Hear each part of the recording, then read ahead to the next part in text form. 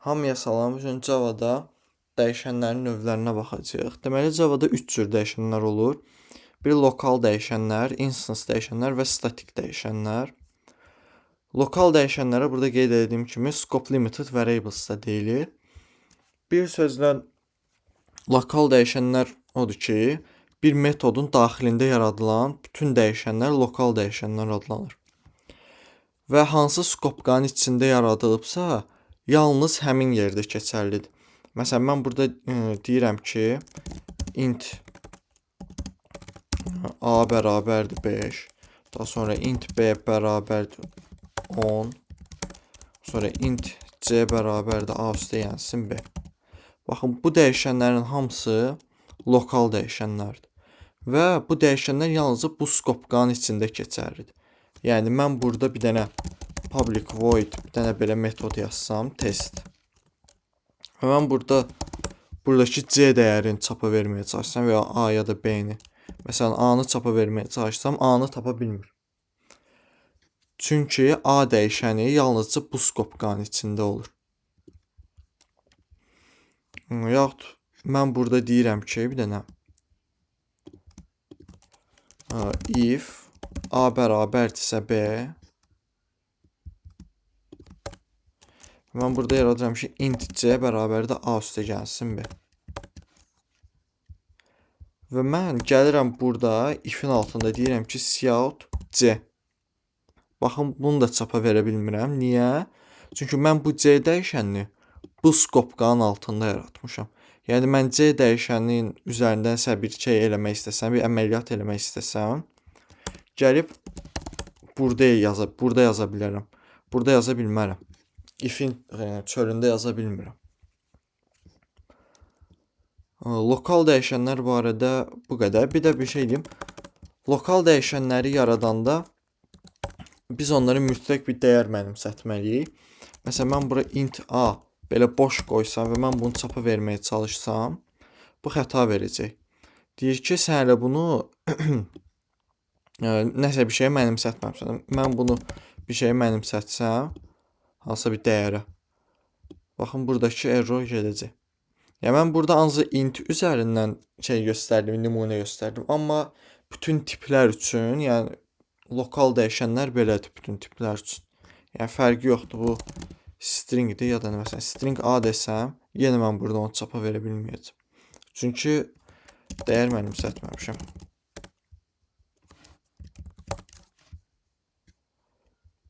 Lokal dəyişənlər barədə bu qədər. İndi instance dəyişənlərinə keçək. Instance variables odur ki, onlar metodun daxilində yox, metodun xaricində yaradılır. Baxın, bu klassın altında yaradılır və onlar obyektə aid olur. Məsələn, mən burada deyirəm ki, int instance variable bərabərdir 10.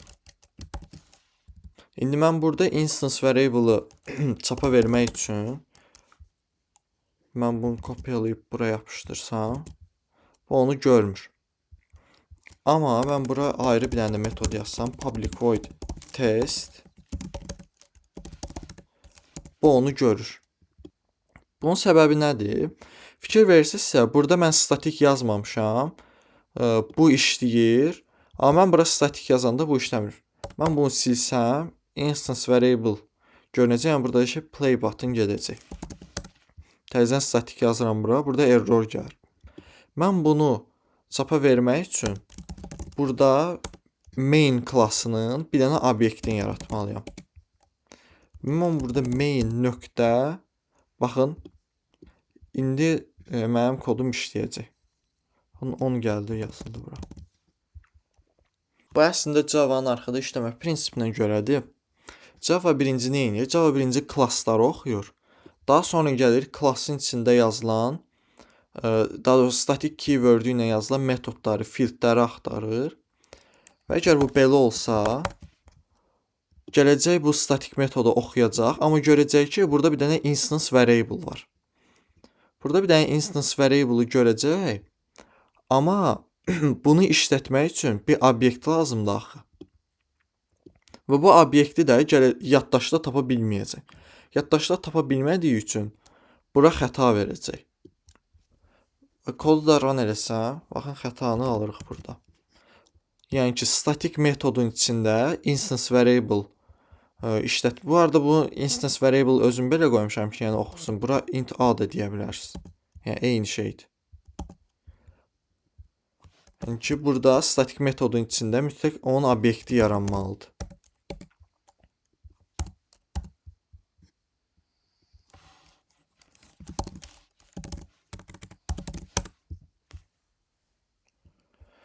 İndi deyə bilərsiniz ki, bəs burada niyə oldu? Çünki bu statik deyil deyə, bu hələ birinci oxunmur. Bu obyekt yarananda oxunur. Və adı üstündə obyekt yarananda oxunduğu üçün, deməli obyekt var, yaradılıb və obyekt yaradıldığı üçün bu A avtomatik həmin o obyektin şeyinə set olunur. Dəyərinə set olunur. Yəni ki, statik metodun içində instance variable yazmaq üçün və ya onun üzərində əməliyyatlar eləmək üçün onun obyektini yaratmalıyıq, amma non-statik metodlarda bu belə deyil. Həmçinin bu instance metodu adlanır. Bu da statik metod adlanır. Instance variable'lar bu arada bu qədər. İndi statik variable'lara baxaq. Mən burada deyirəm ki, static int b bərabərdir 20. Bunu deyəndən sonra mən burada b-ni çağıra bilirəm. Burada da b-ni çağıra bilirəm. Yəni, bayaq da dediyim kimi, birinci klası oxuyur Java, ondan sonra statik dəyərləri oxuyur. Yəni, ona görə instance metodda da, statik metodda da bu statik dəyərləri oxumaq olur. Bu statik dəyərlər də obyektə aid deyil, klasa aid dəyərlər olur. Yəni, mən burada main, bunu m yox, main deyək. Mən burada main nöqtə b desəm, bu onu xəta verir. Məsələn, mən bunu 30-a bərabər eləsəm, altın sarılayır. Deyir ki, main b via instance reference. Deyir ki, sən b-ni burada statik yazmısan, amma obyektin üzərindən ona dəyər set edirsən. Bu yazılış əslində Java qəbul eləyəcək, amma yəni arxitektura baxımından bu səhv yazılışdır. Yəni, bunu heç yerdə belə götürməzlər. Ona görə bunları, statik dəyərləri main nöqtə, baxın b gəldi burada. Bu şəkildə yazırlar. Mən kodu run versəm, baxın 30 gələcək, burada çapa veriləcək. Bu yazılış metodlarda da eynidir. Mən bura statik yazsam, bunu da dəyişirəm edirəm. Test. Test eləyəndən sonra main nöqtə test desəm, kodu run versəm, baxın test gəldi, yazıldı burada. Biz lokal dəyişənlərdə demişdik ki, mən bu şəkildə onları yazıb çapa verə bilmirəm. Niyə? Çünki bu mənə ona dəyər mənimsətməyimi istəyir. Amma instance və statik dəyərlərdə belə şey yoxdur. Mən bunu da silirəm. Bunu da silirəm. Mən burada deyirəm ki, main bərabərdir new main. Mən burada cout main nöqtə a deyirəm. Və burada da main nöqtə b deyirəm. Mən bunu çapa versəm, baxın, 0 gələcək. Niyə belədir? Çünki bunların default dəyərləri 0-dır integerlərin. Mən bura boolean desəm, burada boolean desəm, bu səfər false gələcək. Çünki booleanın default dəyəri false. String desəm,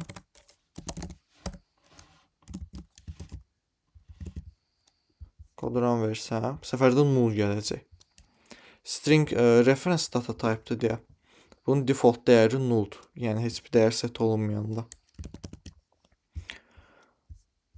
Deməli, lokal dəyişənlərə baxdıq. Scope-qanın içində yazılan dəyərlərdir.